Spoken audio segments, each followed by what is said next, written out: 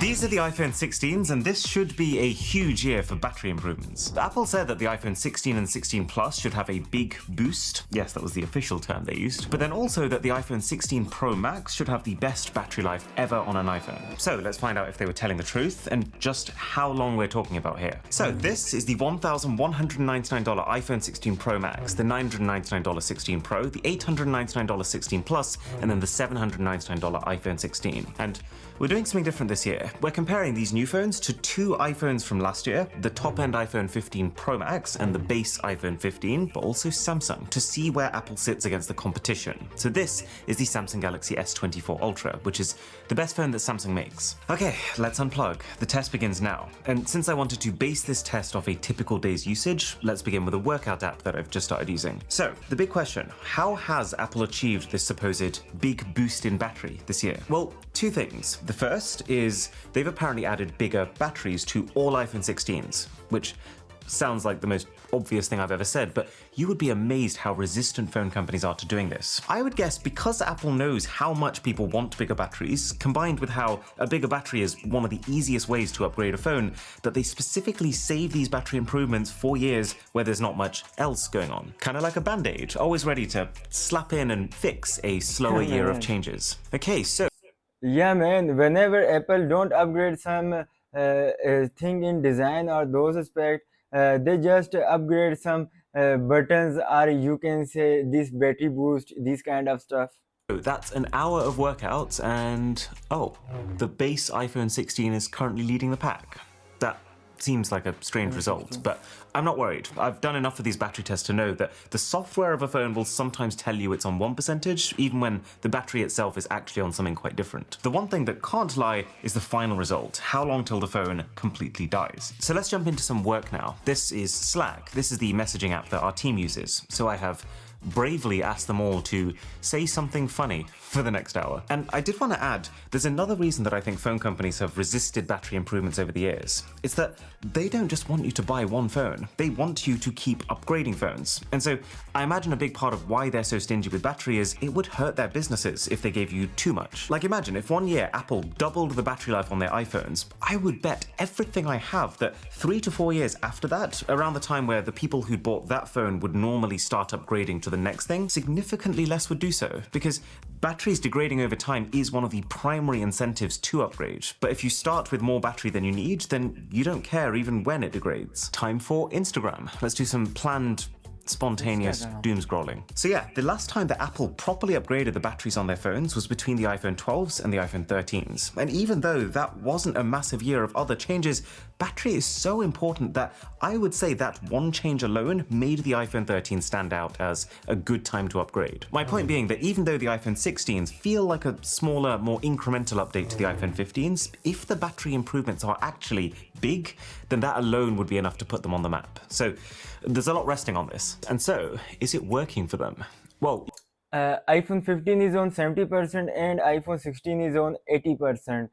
10% increase in battery. Yeah, there will be some increase. And if you see iPhone 15 Pro Max, it's on 77%, and iPhone 16 Pro Max, it's on 81%. Yeah, 4% increase here as well. But the other difference, 10% difference, that's a major difference. Yeah.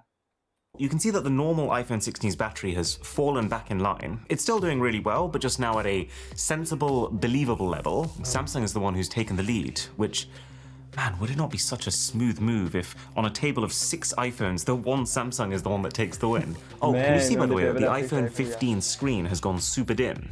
Well, that actually ties perfectly into the second reason for the apparently improved battery life this year. The first is the larger battery, which we've talked about, but the second is the new chips in these phones. See, the iPhone 16 and 16 Plus are running Apple's new A18 chipset, and the 16 Pro and Pro Max are running the new A18 Pro. I won't get too technical here, but basically these chips are designed using a new process that manages to get the transistors closer together. The transistors are kind of like the building blocks of the chip, so if they're packed in even closer together, it reduces the communication distance, making them faster, making them more energy efficient, which is the thing that's good for battery, but also less hot. And that is a key part of why the iPhone 15's display is dimmed and the new phones haven't yet. And this improvement to the chipset should actually be a particularly big jump for the base iPhone 16 and 16 Plus, because those phones have actually jumped forward 2 generations. Before, Apple would only let the Pro phones have the latest tech, and so the normal iPhone 15 is using a chip from 2 years ago, even though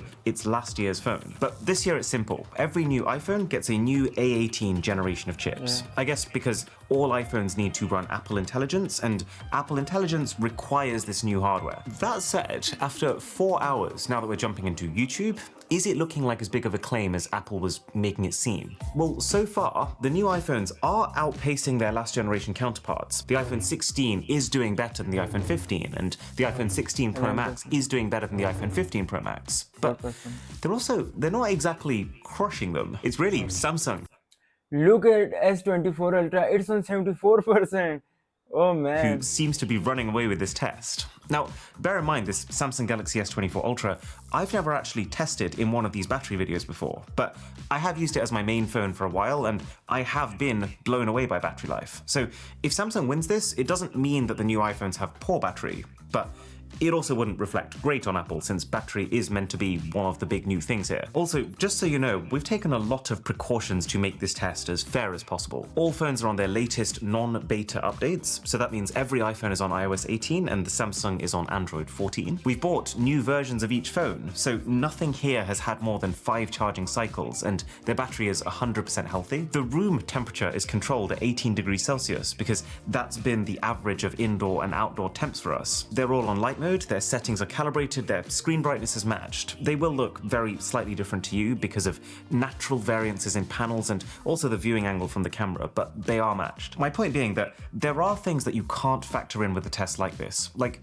no phone has a SIM card in, because that would introduce a whole new tier of variables. But at the same time, this should give you as accurate a representation as you can get of how all of these phones perform relative to each other. We're on the cameras now, by the way, and this is probably the most demanding thing that any normal person does on a day-to-day basis, because recording 4K video pushes just about every single component in your phone to the max all at once. So this is where you expect overheating and rapid battery drain. But oh boy, I'm actually particularly impressed with this Samsung, and it shows that serious work has been done somewhere here. The Galaxy S24 Ultra has a 5,000 mAh battery, and you might know that Samsung's had 5,000 mAh batteries for ages on their flagship phones, but they never used to be this good. There was a time not that long ago where iPhones that had less than 4,000 mAh were destroying Samsungs that had 5,000. The iPhones were just getting far more juice per milliamp hour, but that looks like it's flipped now. Apple doesn't disclose precise milliamp hour measurements, but the estimate for the battery size on this 16 Pro Max is around 4,700, which if true means that this phone has 95% of the capacity of the Samsung, but it seems like it's lasting less than 95% as long. So its juice per milliamp hour, if that term isn't taken, I'm coining it, is looking lower for the first time ever. Side note, isn't it actually kind of mesmerizing watching ChatGPT write out 7 20,000 word essays at the same time? What a wild time to be alive. Now, as for why this Samsung is doing so good, I've been thinking about this. I thought it could be a Samsung specific thing, but that wouldn't be my first guess, as I've noticed Android flagships in general lasting a lot longer this year. It could be related to the new Snapdragon chip that most top-end Androids are being powered by. And maybe that's a factor, but that can't be the main thing, because my new Google Pixel's battery is also really surprisingly good, and that doesn't use a Snapdragon. Then I realized the common thread. It's Android 14. Every phone I've tested that has surprised me with how good the battery is has been running Android 14, which has fixed basically a loophole that allows apps to consistently run in the background if they decide they want to. And based on how much of an improvement this software seems to have made, that loophole might well have been the thorn in Android's side that's now been removed, and well, it changes the entire landscape. So the iPhone 15 is down and out after 7 hours and 45 minutes, just before we're about to enter some heavier gaming. And oh, look, the iPhone 16 has just started dimming too. It's good to see that the Pro iPhones and the Samsung are not dimming, because, you know, you would expect that Pro phones are designed to be able to take more stress. Oh no, I'm wrong. The Pro has just started dimming now too. iPhones sometimes do this just before they die, but the fact that I can't turn the brightness back up does mean that this is a thermal issue. Well, that's disappointing. And now both phones are out. in the exact. Okay, so iPhone 15 is out, iPhone 16 is out, iPhone 16 Pro is out, and iPhone 16 Plus is just surviving on 4%, and iPhone 15 Pro Max is 9%, and 16 Pro Max is 19%. But man, just look at S24 Ultra is still on 33%, man. Same minute. But from this point, now that it's just the big boys left, let's just get to it. Let's fast forward this test all the way to the finish now. It's brutal, seemingly unending finish right into the late evening, which is when the editing starts. And I'm going to do something a little extra this time around. As soon as we've gone through the battery drain results, I'm also going to, while the phones are here. So man, Samsung have 10% and it's almost 11 hours and 23 minutes and 29 seconds. Every iPhone have been died, and I'm just curious, the iPhone on which he is just recording the time, it haven't been on the charge, I think. Yeah, maybe.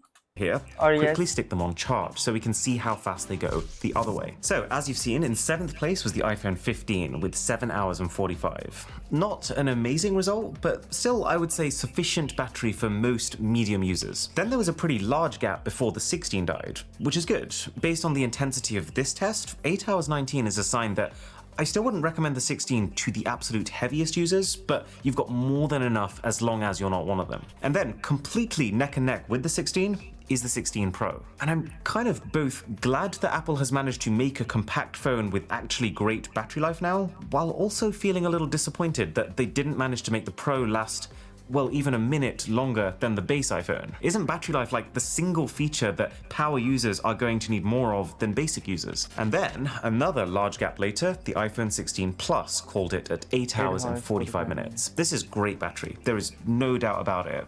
But it's also not as great as I expected. I actually assumed that this Plus would outlast the base 16 by at least an hour, and so the fact that its lead has ended up as just 26 minutes means battery isn't really a massive factor in going for the Plus this generation. The iPhone 15 Pro Max has top-end battery life. This one I expected to last a long time, and it absolutely did, with 9 hours and 35, which I think is down to the extra efficiencies from the ProMotion display that can both scale up the refresh rate when you want things super smooth, but also scale down to really low refresh rates when your apps just don't need it. So in apps where it can scale back, it will save you a lot of battery. In second place then, the iPhone 16 Pro Max does indeed improve upon the 15 Pro Max's already stellar battery life with 11 hours and 22 minutes, which, fair play, that's pretty amazing.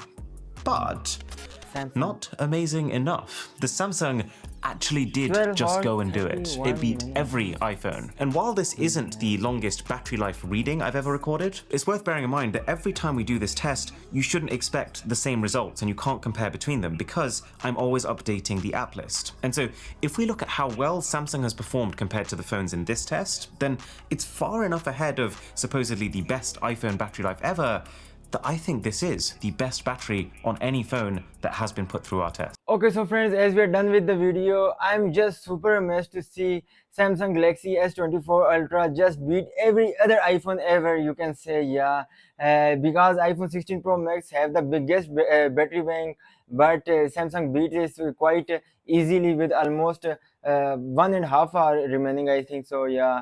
Okay, you just tell me in the comment box which phone did you like the most. I like S24 Ultra most, but as I am myself iPhone user, that's why I will say iPhone is best. But in battery, S24 Ultra beats iPhone quite comfortably.